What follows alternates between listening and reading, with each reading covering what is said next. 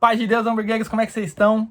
Mais um momento de mensagem, mais um momento de gravação, esse momento que tanto tem me animado e me motivado demais. Gente, eu tô um pouco ruim da garganta, então tô aqui com um chazinho aqui, ó, vou dar uns golinhos de vez em quando. Minha canequinha do Homem-Aranha, porque eu sou uma criança grande. Mas enfim, esse momento que tanto tem me motivado e me animado de dividir um pouquinho da mensagem da palavra com vocês. Hoje a gente vai andar por vários versículos da Bíblia, várias passagens, porque eu quero falar um pouquinho de alguns mandamentos, algumas leis, algumas instruções, princípios talvez, acho que é a palavra mais adequada. Princípios que quando você cumpre, você vai gerar uma promessa de Deus na sua vida, né? Então a gente tem falado muito aqui de promessas, das coisas que Deus tem para nós. Então vou falar um pouquinho sobre esses princípios, essas leis que tem um monte na Bíblia, um monte. Mas eu separei algumas aqui pra gente falar um pouquinho, para você ver que quando você faz a sua parte, Deus vai fazer a dele e ele é fiel para cumprir. Amém? Mas antes, eu queria falar com vocês sobre um livro que eu tô lendo. Eu ainda tô no quarto capítulo. É um livro que tem acho que 40 capítulos, né? É um livro para ser lido. A proposta dele é ser lido em 40 dias, então um capítulo por dia. E é um livro, quer ver? O nome do autor é Rick Warren, não sei falar o nome dele, é americano. É um pastor batista. E o nome do livro, é esse aqui, ó, Uma Vida com Propósitos. Eu tô gostando muito, o livro tem muitas colocações que eu achei muito pertinentes e certeiras, assim, né?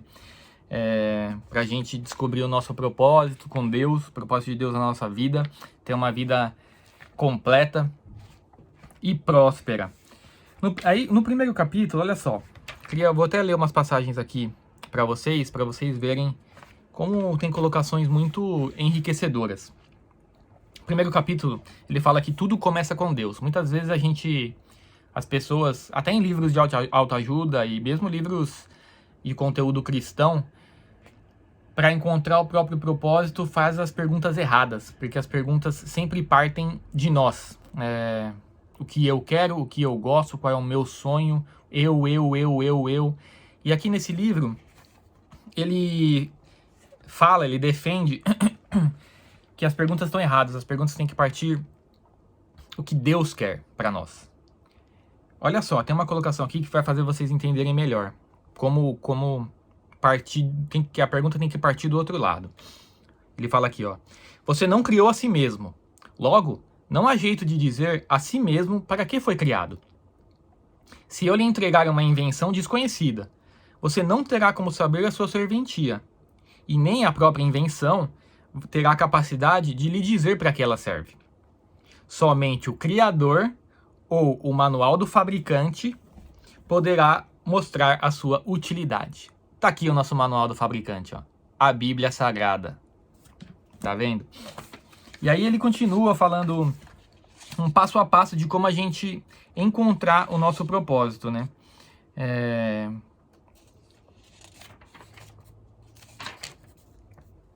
Olha aqui, ó.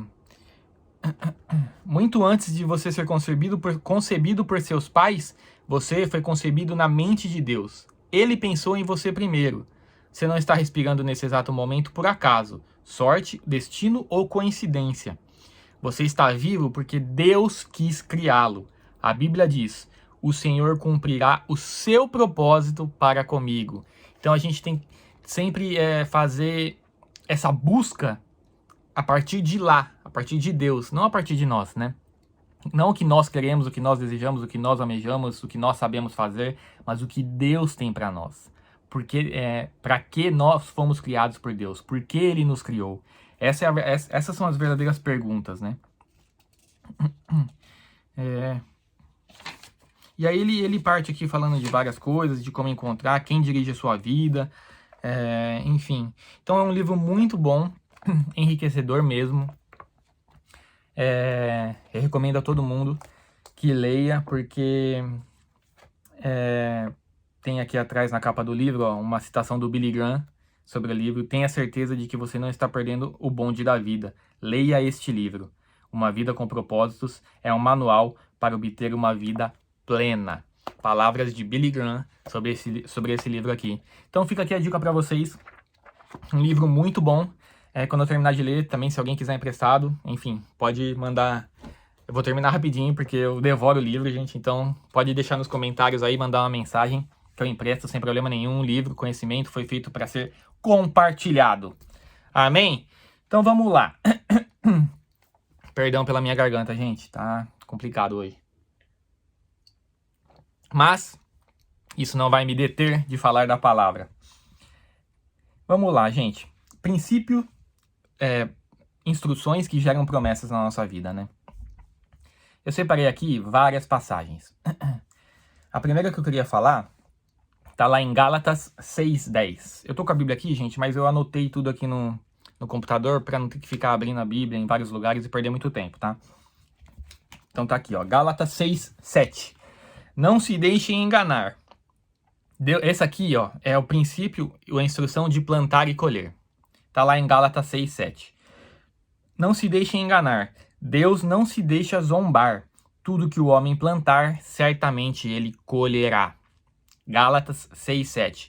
Não se deixem enganar. Deus não se deixa zombar. Tudo que o homem plantar, certamente ele colherá.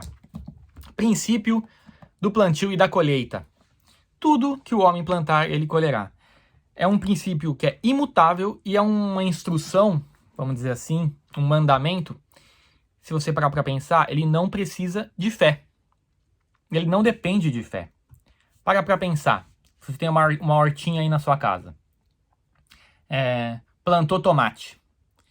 Aí você plantou tomate e aí você pensa, fala, não, eu sou uma pessoa de oração, de jejum, de ler a Bíblia, de relacionamento com Deus, eu plantei tomate, mas eu vou ajoelhar aqui e vou orar para nascer pepino. Vai nascer pepino?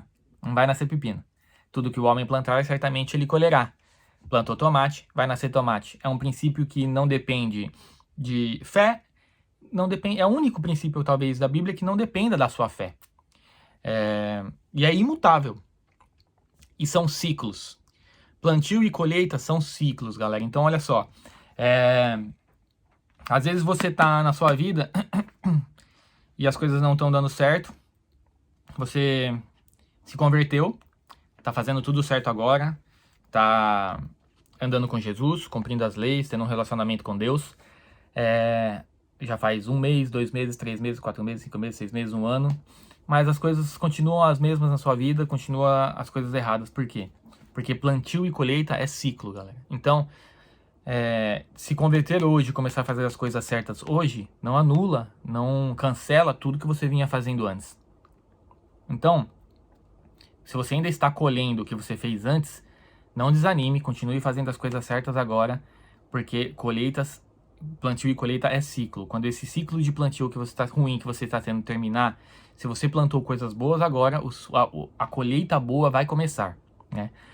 Nunca, isso aqui é uma dica de um pastor que eu acompanho muito, acho que é o pastor que eu mais acompanho. Ele sempre fala, nunca faça uma coisa errada, cometa um erro ou faça uma besteira enquanto você está colhendo as besteiras que já plantou. Nunca faça uma besteira enquanto você colhe as besteiras do passado que você já plantou. Isso às vezes também serve para... Às vezes você tá na sua vida fazendo tudo certo, as coisas não estão andando, você tá vendo alguém do seu lado que faz um monte de coisa errada, mas que a vida tá boa e tá prosperando. Por quê? Porque é ciclo. Então, ele pode estar colhendo agora o que ele plantou. Ele pode ter plantado algo bom lá atrás. Tá colhendo agora. E aí isso acontece muito. Quando a pessoa começa uma primeira colheita boa, ela se distrai com aquilo,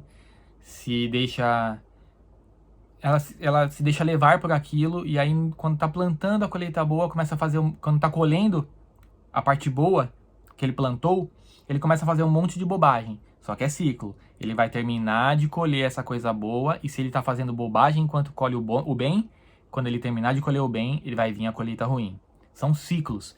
Então não desanime e não quebre o ciclo. Porque se você parar de plantar bem, o bom, as coisas boas agora, quando você, na hora de colher, você não vai encontrar as coisas que você quer. Então, tenha em mente que plantio e colheita não depende de fé.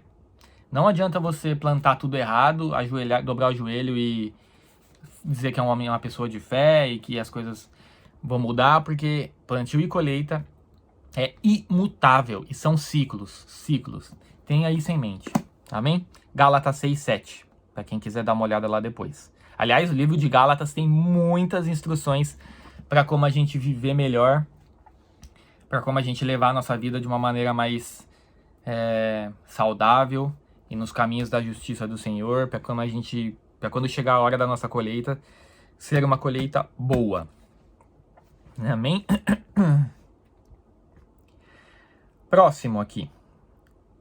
Princípio da generosidade, ou instrução, ou mandamento da generosidade, o nome que você quiser dar. Provérbios 19:17. Quem dá aos pobres empresta a Deus, e Ele o recompensará. Vamos parar e pensar um minuto. Quando a gente empresta algo... Gente, assim, ó, a gente tem que... Outra coisa importante. A gente tem que ler a Bíblia com muita atenção. A gente tem que aprender a ler a Bíblia, né? Não tô dizendo que eu sei não, viu? Aliás, tô muito longe de saber qualquer coisa. Aliás, e o que eu falo aqui também é só o que tá escrito, que, né, não tem nenhuma opinião minha.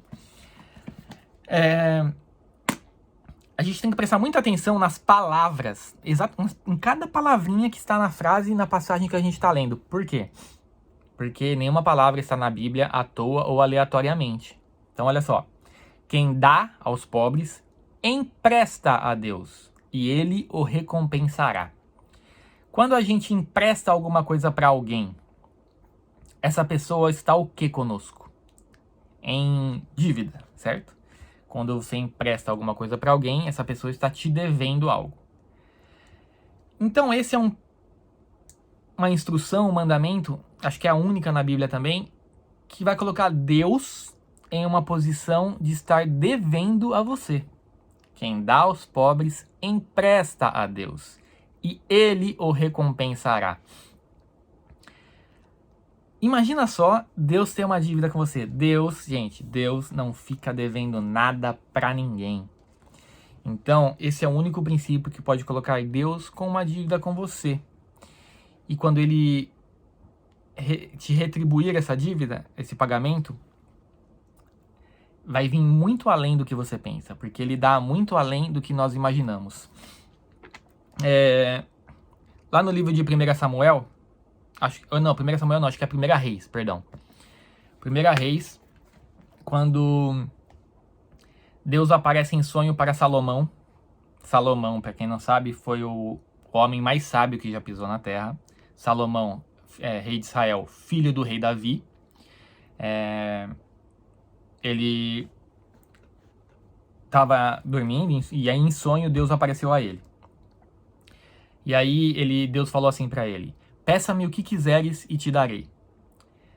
Aí Salomão disse assim para ele, porque Salomão havia herdado o trono do rei Davi, né? Davi morreu e Salomão herdou o trono de Israel do pai, de ninguém mais, ninguém menos que o rei Davi, que foi o maior rei da história de Israel. E aí Deus aparece em sonho a Salomão. Salomão pede a ele sabedoria para guiar o povo, para liderar o povo, já que ele tinha se tornado rei. E aí, olha só a importância também da gente saber pedir as coisas certas para Deus. Deus fala assim para ele: já que você não me pediu coisas para você, para o seu próprio prazer, não me pediu riquezas, imortalidade ou qualquer outra coisa assim, eu vou te dar a sabedoria e vou te acrescentar tudo aquilo que você não me pediu. Riquezas, honra, prosperidade, enfim. Tudo aquilo que você não me pediu, eu vou te dar, porque você me pediu sabedoria para guiar o meu povo. A importância de a gente saber pedir as coisas certas. Eu tô dizendo isso por quê? Porque Deus sempre faz mais do que a gente espera. Aliás, esse é outro princípio que eu ia falar.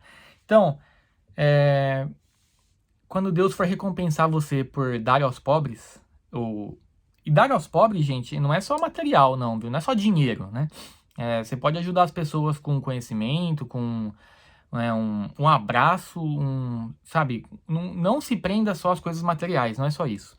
Mas o que eu tô querendo dizer é que Deus, quando Ele te recompensar, Ele faz muito além do que você imagina. Ele não fica devendo nada para ninguém e Ele ainda paga com juros e coisas muito além do que a gente sonhou.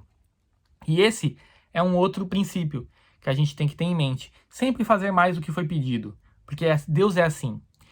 E se a gente quer ser semelhante a Ele, Ele deseja que Ele é nosso Pai, Ele é assim, e Ele deseja que nós sejamos parecidos com Ele.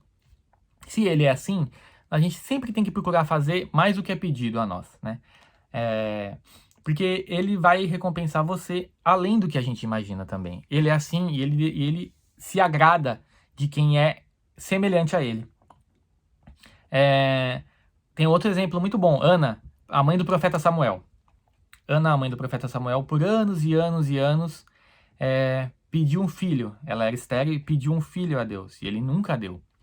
Quando ela pediu um filho a Deus e prometeu que devolveria esse filho a Ele como um profeta, que foi o profeta Samuel, Israel estava, assim, contexto, né? Preciso dar um contexto. Israel estava precisando de um profeta, de um novo profeta. E aí Ana já estava há anos e anos e anos pedindo um filho a Deus e ele nunca atendia. Nesse momento, quando Israel começou a procurar um novo profeta, precisava de alguém que fosse a luz de Israel, Ana orou a Deus e disse: Senhor, se me deres um filho, eu lhe devolvo ele como profeta.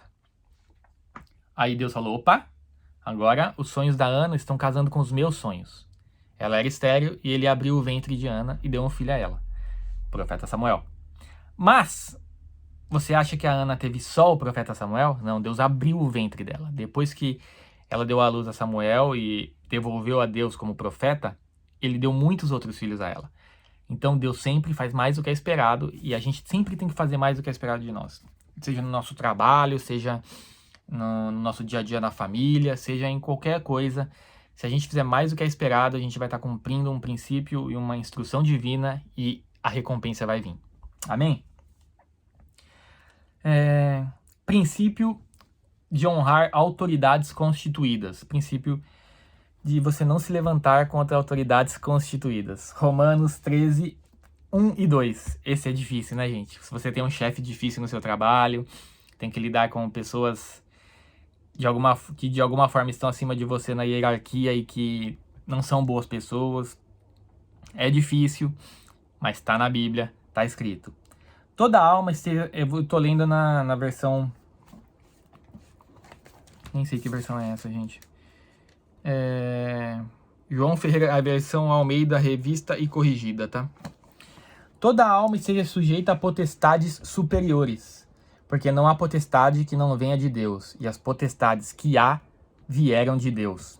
Em algumas versões, é que essa palavra potestade às vezes dá uma conotação ruim, né? Mas em algumas versões essa expressão ela é substituída por autoridades ou autoridades governamentais, governo, enfim, tá? Por isso, quem resiste à potestade resiste à ordenação de Deus e trará sobre si mesmo a condenação.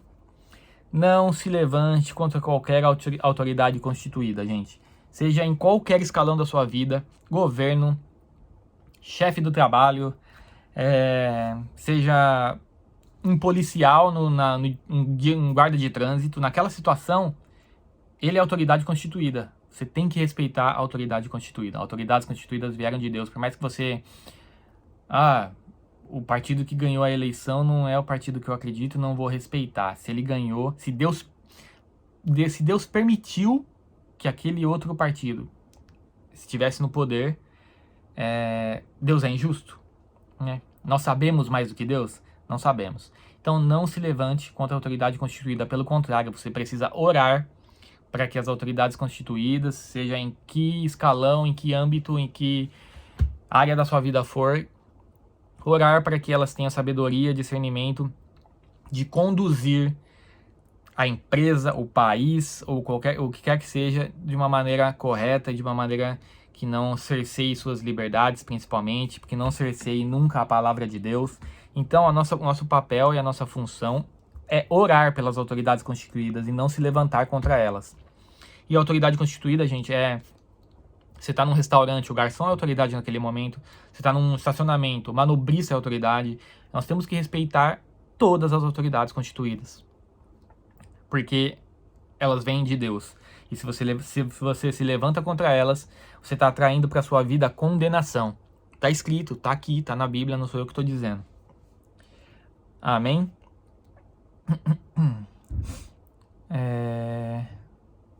Vamos lá. Plantar e colher, esse já foi. Princípio de honrar pai e mãe. Êxodo 20, capítulo 12. Honra teu pai e tua mãe para que seus dias se prolonguem na terra, que o Senhor teu Deus te dá. Tem duas coisas na Bíblia que te prometem vida longa na terra. Honrar pai e mãe e ter sabedoria, né? Sabedoria de Deus. Sabedoria, gente, sabedoria não é o que você adquire em livros, não é o que você adquire em estudando, né, as coisas do homem. Sabedoria é dada por Deus. Tá lá no livro de Tiago. Quem quer sabedoria, peça a Deus, né? Inteligência, conhecimento, isso sim você pode adquirir e por si só, por si mesmo, buscando e em outras fontes. Sabedoria você só vai ter se pedir a Deus. E o princípio da sabedoria é o temor a Deus. Você tem que temer a Deus. É o primeiro degrauzinho para você conquistar a sabedoria divina. Então, sabedoria e honrar pai e mãe são os dois princípios da Bíblia que te garantem uma vida longa na terra. Mas por que isso? Porque se eu tiver sabedoria, se eu honrar pai e mãe, vai cair um pozinho mágico que vai me tornar imortal ou vai me dar mais anos de vida? Não. Mas se a gente parar para pensar, é um raciocínio lógico. Quem honra pai e mãe, ouve as instruções de pai e mãe.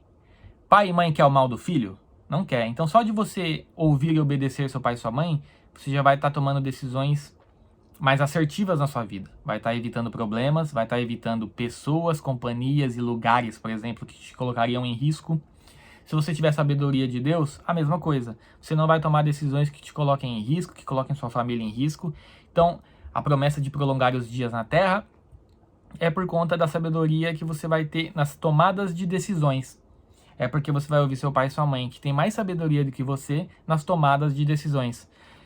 Então, se você quer ter vida longa, você precisa ter sabedoria e honrar pai e mãe. Está escrito.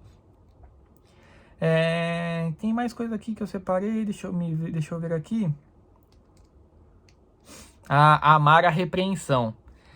Nós temos que... é difícil. Ninguém gosta de ser contrariado, ninguém gosta de ouvir opiniões contrárias ao que você pensa, ao que você quer fazer, ao que você acha, ao que você quer falar, enfim. Mas, Provérbios 3:12, o Senhor repreende a quem ama, assim como o pai repreende ao filho a quem quer bem. Provérbios 15:20, aqui ó, o lance da sabedoria de ouvir pai e mãe, ó. Se você, aliás, honrar pai e mãe e ter sabedoria estão ligados. Por quê? Porque Provérbios 15:20 aqui ó, fala o seguinte: o filho sábio dá alegria a seu pai, mas o tolo despreza sua mãe. Então, para você dar alegria a seu pai e honrar seu pai e sua mãe, você tem que ter sabedoria. Para você ter sabedoria, você tem que temer a Deus. O temor ao Senhor é o princípio da sabedoria, também está no livro de Provérbios. O que é temer a Deus? É ter medo? Não. Temer a Deus, eu demorei muito para entender essa expressão, né? A gente sempre ouvia isso, e temer sempre passa uma impressão e uma sensação de que a gente tem que ter medo de Deus. E não é isso. Temor a Deus é um respeito. Você tem tanto respeito por Ele que você não quer ir contra o que Ele fala. Que você não quer magoá-lo, feri-lo, chateá-lo de forma nenhuma. Mas não é por medo de Ele te castigar. É por respeito. Você tem tanto respeito e amor por quem deu a palavra que você não quer quebrar aquela palavra. Né? Você não tem coragem de fazer. Nem... porque assim, Deus está sempre nos vendo. Mas imagina seu pai e sua mãe. Se eles não gostam de algo que você faz, você tem tanto temor a eles, tanto respeito a eles, que você não tem coragem de fazer isso nem quando eles não estão presentes, né? Seu pai e sua mãe, eles não estão com os olhos em você todos os dias. Então, você poderia quebrar esse temor a eles e fazer o que eles não gostam quando eles não estão presentes. Mas com Deus nem isso a gente pode, porque Ele está sempre nos vendo, né? Mas temor é isso. Temor é quando a gente tem um respeito tão grande que a gente não quer chatear a pessoa que nos deu aquela palavra, que a gente sabe que não gosta daquilo, enfim. Então a gente não faz nem na frente e nem quando não está presente. Isso é um temor, isso é o temor a Deus. E aí aqui, ó, eu tinha separado aqui já, que eu já até falei para vocês, tá lá no livro de Tiago, capítulo 1, versículos 5 e 6.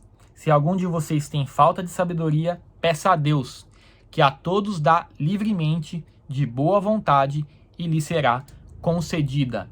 Se algum de vocês quer sabedoria, peça a Deus.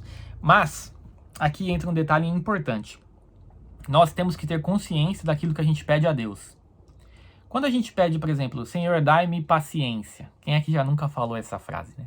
Dá-me paciência, Senhor. Quando você pede paciência a Deus, é que assim, primeiro, a gente tem que tomar cuidado porque tudo que a gente fala, no dia seguinte a gente esquece. Deus não esquece, ele anota. Você pediu paciência, ele vai te dar. Só que não é um pozinho mágico que cai do céu. Pronto, meu filho, você agora tem muita paciência. Não, se você pede paciência, Deus vai mandar a gente para tirar a sua paciência, para você exercitar a paciência. Se você pede sabedoria, Deus vai mandar problema para você resolver e aprender e sair daquele problema mais sábio. É assim que Deus trabalha. Você não vai acordar mais sábio, não vai acordar mais paciente, não é um pozinho que cai do céu, não é uma mágica que Deus faz. Então a gente tem que tomar cuidado com o que pede, tome muito cuidado com o que você pede, com o que você fala a Deus, com o que você propõe a Deus.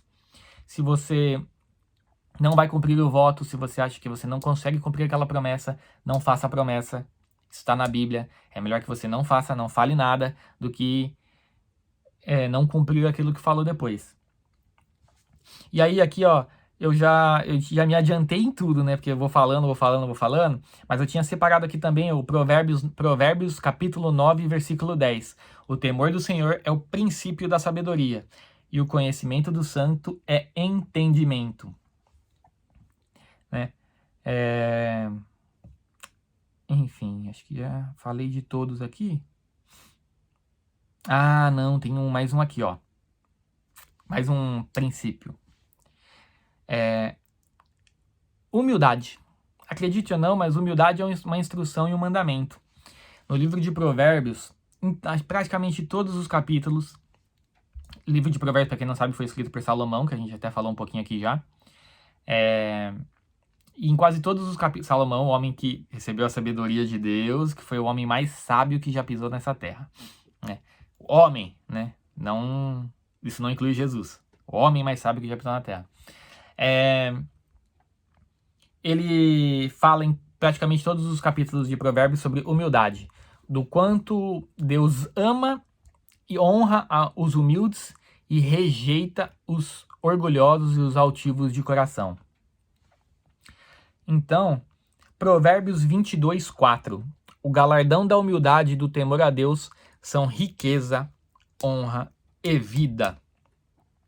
É engraçado, gente, que aqui eu vou lendo, né? A maioria dessas instruções estão em Provérbios mesmo, porque Provérbios é o livro da sabedoria na Bíblia. Por isso que eu falo que é um livro muito bom de ler, muito fácil de ler. É um livro muito bom de entrada para começar a ler a Bíblia. Eu já até falei isso aqui, então se você tem a vontade de começar a ler a Bíblia, se aprofundar na palavra de Deus, Provérbios é um livro ideal para isso. E ele vai sempre... Uma coisa vai puxando a outra, né? Então tá aqui, ó, Provérbios 22, 4. O galardão da humildade e do temor a Deus são riqueza, honra e vida, né? Humildade e temor a Deus. Temor a Deus eu acabei de falar o que era. E o temor a Deus é o quê? O princípio da sabedoria. E aí a humildade e o temor a Deus tem um galardão. Então uma coisa vai puxando a outra, a gente vai se envolvendo com Deus e um princípio vai puxando o outro, né? Para que a gente comece a andar sempre no caminho do Senhor. E aí, tem uma palavra aqui que é bom a gente prestar bastante atenção. Galardão. Qual que é a diferença de galardão e recompensa? Recompensa é aqui, na terra, né? Então, na nossa vida aqui, carnal, nessa terra, recompensa se refere a coisas aqui. Galardão é lá onde interessa, lá no céu. Então, quando você for humilde e temente a Deus, o seu galardão lá, riquezas, honra e vida. E tenho certeza também que será uma recompensa aqui, isso, né? Deus vai te honrar aqui também com isso. E se você parar para pensar, riqueza, honra e vida é tudo que um ser humano busca. Riqueza, talvez não para ser milionário, mas para ter uma vida tranquila, não se preocupar com boleto, com conta, quem não gostaria? Presente, eu gostaria muito. Honra, você ser honrado, ser uma pessoa respeitada, por onde quer que passe, por onde quer que ande, pelas pessoas, né? E vida, saúde, né? Para viver e tranquilo e, né, sem problemas. Tudo que o ser humano busca. É só você ter humildade e ser temente a Deus. É difícil? É difícil? Não. Seguir a palavra, ter uma vida santa, é claro que não é fácil. As tentações estão aí, né? Mas a recompensa e o galardão é seguro e certo. Então, por mais que não seja fácil, vale a pena, né? Aí aqui tem algumas promessas extras aqui, que, assim, tem a condicional. Acho que eu até falei disso no outro vídeo, né? Tem a condicional. Cumpra a sua parte e promessas serão geradas na sua vida. Todas essas que nós falamos tem a condicional. A gente cumpre a nossa parte. Promessas são geradas na nossa vida. E aí aqui, Mateus 24:35. Céus e terra passarão, mas as minhas palavras jamais passarão. Isso é para você ter certeza. As palavras de Deus não passam. Não passam e as promessas serão cumpridas na sua vida. Cumpra a sua parte e as promessas serão cumpridas. Isaías 1:19. Se ouvirem minhas palavras e obedecerem, comereis o melhor da terra. Mais uma.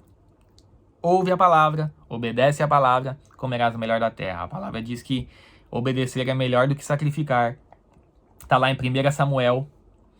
E aí, eu confesso que aqui eu marquei uma passagem e eu não me lembro porque eu marquei ela. Então eu vou procurar aqui agora para lermos juntos.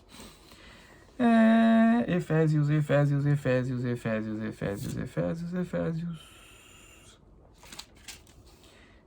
Ai, tem misericórdia, Jesus. Tirar Efésios da minha Bíblia. Efésios. Aqui, achei. Ai, meu Deus. Tem hora que...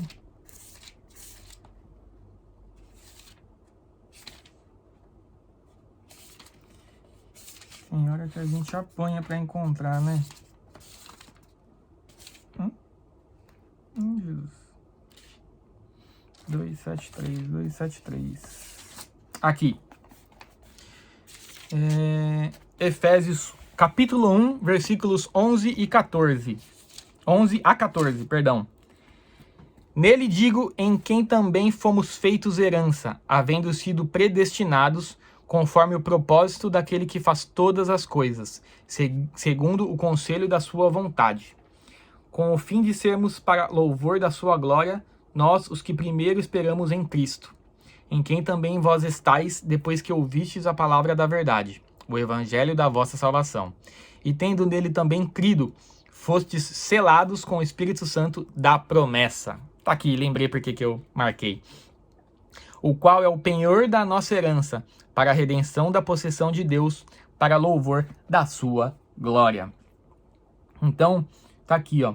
Em quem também vós estáis, depois que ouvistes a palavra da verdade, o evangelho da vossa salvação, e tendo nele crido, fostes selados com o Espírito Santo da promessa. Ouviu a palavra, creu sem duvidar, você está selado com o Espírito Santo da promessa de Deus, né? É o Espírito Santo que convence, no fim das contas, né? A gente pode falar da palavra para as pessoas, pode falar do evangelho, pregar à vontade, mas nós somos só instrumentos para encaminhar quem não conhece ou quem precisa de uma palavra, mas a palavra diz que quem convence da verdade, do juízo e da justiça é o Espírito Santo de Deus. Então, perdão, gente, faça a sua parte, mas não tente roubar o papel do Espírito Santo, né? É o Espírito Santo quem convence, no fim das contas. Então, nosso papel é levar o Evangelho de uma maneira que as pessoas entendam e de uma maneira que as pessoas assimilem. É o que eu tenho buscado fazer. Eu tenho buscado muitas referências, né, de pastores e pregadores que eu admiro e que eu gosto da forma como eles falam e trabalham, para tentar passar um pouquinho para vocês, porque é o que eu também tenho vivido, tenho buscado viver na minha vida, a palavra de Deus, né, a instrução para a nossa vida, né, o manual do fabricante. Então Deus nos fez, nos constituiu e deixou aqui, nesse manual, tudo que a gente precisa para viver, ter uma vida próspera e ter as promessas cumpridas na nossa vida, né? O grande problema é que a gente esquece da palavra, esquece das promessas, esquece de tudo aquilo que plantou, e quando começa a colher, às vezes tem que passar por um período difícil, né? Tem que ir para o deserto, tem que passar por processos para se lembrar das instruções de Deus e vir buscar aqui uma vida mais santa. Então é isso, galera, que eu tinha para falar para vocês. Espero que vocês tenham gostado. Mais uma vez, se essa palavra fez sentido para vocês, se vocês gostaram, se vocês conhecem alguém que também pode ter a vida edificada por esse conteúdo, curte, comenta, compartilha, dá aquela força. Vamos tentar junto fazer essa ideia, esse projeto crescer.